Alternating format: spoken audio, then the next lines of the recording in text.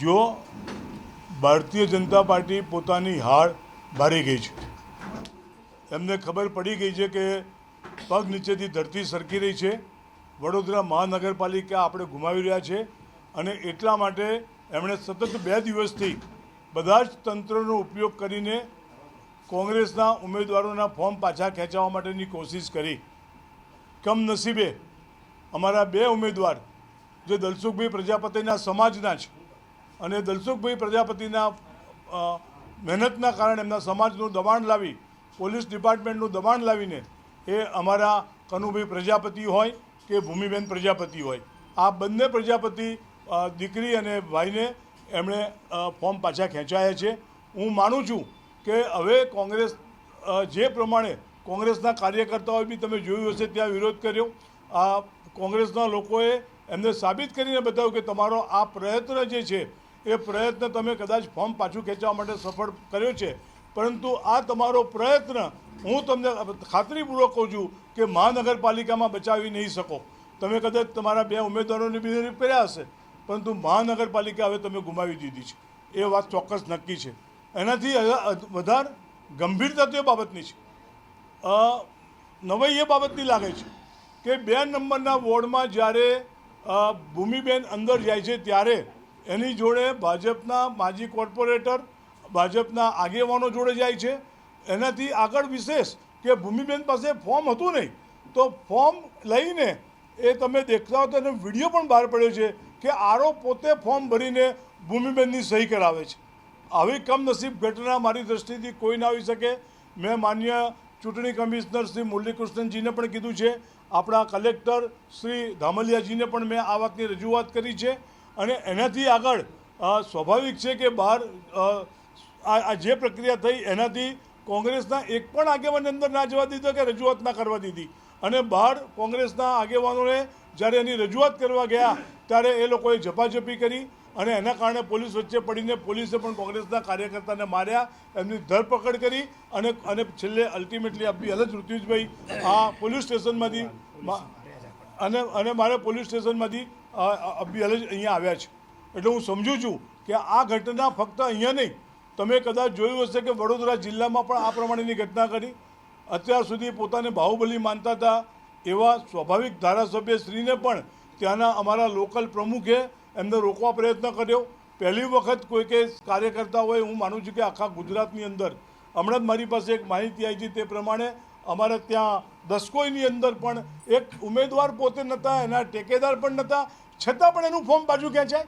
આ બધી કમનસીબ ઘટનાઓ મને લાગે છે કે લોકશાહીનું જે પ્રમાણે ખૂન થઈ રહ્યું છે, પરંતુ હું વિશ્વાસ સાથે કહું છું ગુજરાતની પ્રજા બહુ શાણી છે.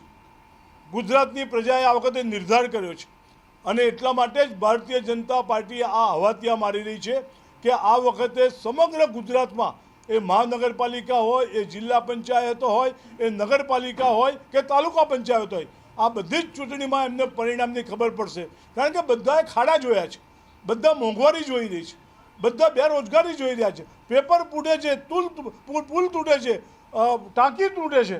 આ બધી જ વાત, ભ્રષ્ટાચારની વાત ખુલ્લે આમ 300 રૂપિયાની સીટી 3200 રૂપિયામાં તમારા વડોદરામાં લેવાય છે. આજે બધાને જ ખબર છે કે જે કક્ષાએ ભ્રષ્ટાચાર પહોંચ્યો છે સમગ્ર ગુજરાતની અંદર 40% તો કોઈ પણ કોન્ટ્રાક્ટર કે બિલ્ડર હોય કે એણે 40% પોતાના કામની અંદરથી એ ખર્ચવા ભ્રષ્ટાચાર માટે પડતા હોય છે. એવા સંજોગોમાં હું માનું છું કે હવે પ્રજા નમાલી નથી, ચોક્કસ પ્રજા નિર્ધાર કરીને બેઠી છે અને આ નિર્ધાર પણ એમના આઈબી રિપોર્ટમાં એમની પાસે આવી ગયો છે. એટલા માટે ફોર્મો પાછા ખેંચવા માટે પ્રયત્ન થયા છે. વાત એવી આવે છે કે તમે જે ઉમેદવારો પસંદ કર્યા હતા એ ઉમેદવારો એવા પસંદ કર્યા હતા કે જે પોતાની હાર પારખી ગયા અને લોકોએ ફોર્મ પાછું ખેંચ્યું, એવો આક્ષેપ ભાજપનો છે. તમે ક્યાં ઉમેદવારની ઓળખ કરવામાં થાક થઈ ગયા અને એમાં ભૂમિબેન ભાજપનો ખેસ પણ ધારણ કરી લીધો છે. મને તમને ઉમેદવારો નહોતા મળતા એટલે જે મળે એને તમે ઉમેદવાર લઈ લીધા એવી વાત છે.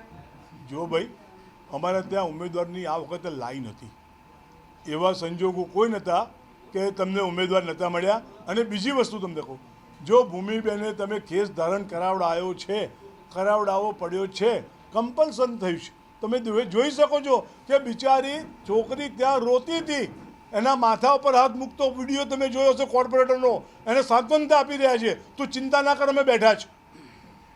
તમે આજે પણ વિડીયો બધાની વચ્ચે છે. એટલે એવું ના સમજતા કે આ વખતે કોંગ્રેસે ક્યાંય ઉમેદવાર શોધવા જવું પડ્યું છે. કોંગ્રેસ પાસે ઉમેદવારોની લાઈન હતી, અમારે પસંદગી કરવી હતી. અમે બધા જ પાસા જોઈને તમને બધાને સ્વાભાવિક છે કે ભૂમિબેનની પસંદગી કેમ થઈ. પ્રજાપતિ સમાજના મતો ત્યાં વધારે છે અને એ દીકરી અને એના આગેવાનો અમારી પાસે આવ્યા હતા કે અમારામાંથી એક ભાઈ ત્યાં પ્રજાપતિ સમાજનો લડી રહ્યો છે, તમે અમને ટિકિટ આપો. અને અમે એમને ટિકિટ આપી છે. કનુભાઈ પ્રજાપતિ પોતે તો મારી પાસે એવું કીધું કે મેં મારા સ્વામીજીનો, મારા ગુરુજીનો પાસે મેં યાજ્ઞા લઈ લીધી છે, મેં મારા સમાજના આગેવાનો સાથે પણ ચર્ચા કરી લીધી છે અને એટલા માટે જ મેં ચૂંટણી લડવાનો નિર્ધાર કર્યો છે. આવું જ્યારે મેન્ડેટ હું આપતો હતો મારી હાજરીમાં એક કનુભાઈએ આ રીતની વાત કરી છે. ત્યાર પછી કનુભાઈને ખબર પડી કે આ લોકો એમની પર દબાણ લાવી રહ્યા છે, એટલા માટે કનુભાઈ એમના કપડાં લીધા વગર અમને કીધું અમને અહીંથી લઈ જાઓ, તો જેથી કરીને આ લોકો દબાણ ના કરે. એમના ભત્રીજા અને એમના દીકરા ઉપર દબાણ લાવીને એમને કોઈ પણ કે અમે આપઘાત કરીશું, અમે આમ કરીશું, તેમ કરીશું, ધમકીઓ. અને એક બાજુ બ્રાઇબ, પૈસા તો દર્શકભાઈ પાસે છે, બધાને ખબર જ છે. એમના બધા કેસોની વાતો અત્યારે નથી કરવી આપણે, પરંતુ જે સ્થિતિનું નિર્માણ થયું એમાં એમને ક્યાંક ને ક્યાંક દબાવવામાં આવ્યા, ગભરાવવામાં આવ્યા અને લાલચ આપવામાં આવી અને એના કારણે એ પાછા આવ્યા. અમારા પ્રમુખ તેને એમના વોર્ડના ચાવડા સાહેબ એમની જોડે હતા, છતાં ચાવડા સાહેબને અમિતનગર ઉતારીને એમનો ભત્રીજો એમને લઈને ભાગી ગયો અને આજે એમનું ફોર્મ પાછું ખેંચવા માટે લઈને આવ્યો.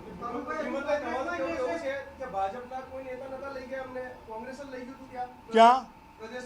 કયા પ્રદેશમાં? અરે કનુભાઈએ જાતે જ કીધું કે મને અહીંથી લઈ જાઓ, મને અહીંથી બહાર લઈ જાઓ. એટલે અમે એમની સાથે અમારા ચાવડા પ્રમુખશ્રીને મોકલ્યા કે ભાઈ તમે જોડે જાઓ અને એમની વાત સાચી છે, અત્યારે જે પ્રમાણેનું બેસે. અરે હું તો કહું હજુ બીજા એમને જે ઉમેદવારો અમારા 3-4 ઉમેદવારો એવા હતા કે જે લોકોની બીક લાગતી હતી એ બિચારા બહાર જઈને હમણાં 4 વાગે પાછા આવ્યા છે. કોણે? અરે કનુભાઈએ ને આ લોકોએ એટલું બધું દબાણ કર્યું કે મારે આપઘાત કરવો પડશે, એટલે મને વાત કરાવડાવો. એમને લોકેશન પોલીસના માધ્યમ દ્વારા લીધું અને લોકેશનથી એમનો ભત્રીજો એક બાજુ વાત કરે ને બીજી બાજુ એમનો ભત્રીજો ને બધા ત્યાં પહોંચ્યા, અમિતનગર સુધી લાયા એમને.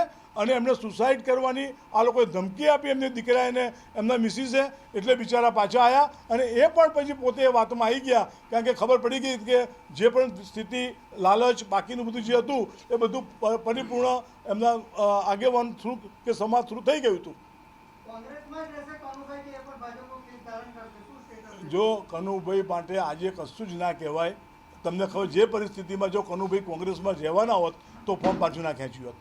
એટલે હું હવે કનુભાઈને કોંગ્રેસમાં માનતો જ નથી. ત્યારે ભાજપ પર આક્ષેપ લગાવી રહ્યા છો, ત્યારે બીજી તરફ પૂર્વ નેતા કોંગ્રેસના અનુજ પટેલનું નામ પણ ચર્ચામાં છે કે એમને આખું આ ષડયંત્ર રચ્યું છે.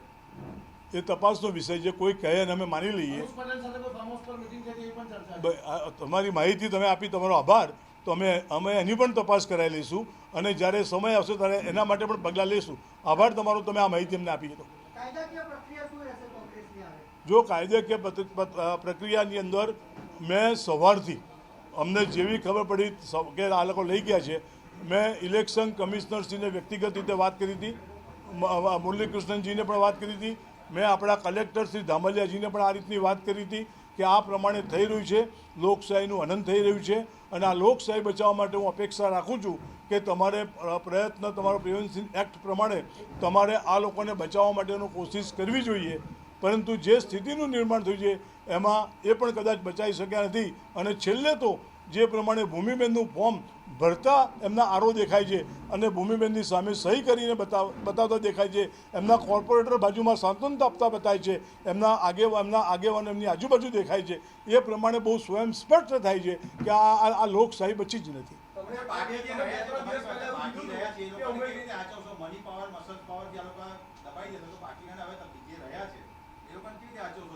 હવે તમને પ્રજા બતાવશે, પરિણામ પ્રજા આપે છે, અમારે નથી આચવવાના હોતા. અને તમને 26મી તારીખે ચૂંટણી પત્યા પછી 28મી પરિણામમાં દેખાશે. અને 28નું પરિણામ શું નિશ્ચિત છે કે કોંગ્રેસ તરફી છે, એટલા માટે જ આ કામગીરી એમણે કરી છે. એમને બીક લાગી ગઈ છે, કારણ કે એમના પોતાના આગેવાનોને, એમના કાર્યકર્તાઓને સાચવી શક્યા નથી. એક જગ્યાએ લોકો નારાજ છે કોંગ્રેસના હવે 74 ઉમેદવારો ઇન્ટેક્ટ છે, કોઈ નિષ્ક્રિય નહીં થાય. એ હમણાં લિસ્ટ આવે એટલે તમને ખબર પડશે. નિષ્ક્રિય થવાની ક્યાં વાત છે? અને અમે તો કનુભાઈને કીધું હતું કે કનુભાઈ તમને બીક લાગતી હોય તો તમે બહાર ના નીકળતા, તમને જીતાડવાની જવાબદારી અમારી છે.